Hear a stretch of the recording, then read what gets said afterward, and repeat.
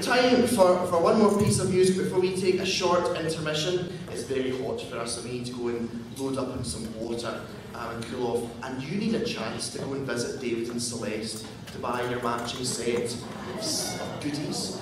So I'll give you plenty of time to do that, don't worry. Now, the next piece we're going to play for you is got two pieces of music in it. The first one was written for Coweta County. Now that is where, the first place we visited, Noonan, that's where Noonan is in Coweta County. And it was written on a visit that we had there in 2011. And the next piece, well, we always like to play a piece of music that's from the area-ish that we are. And when we were thinking, well, what could we do? We thought, well, wouldn't the Orange Blossom Special be good fun?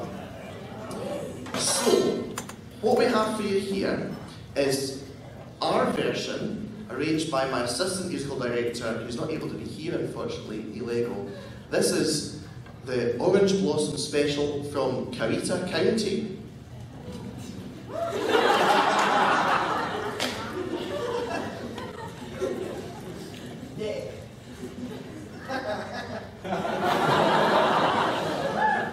I didn't know about the costume change.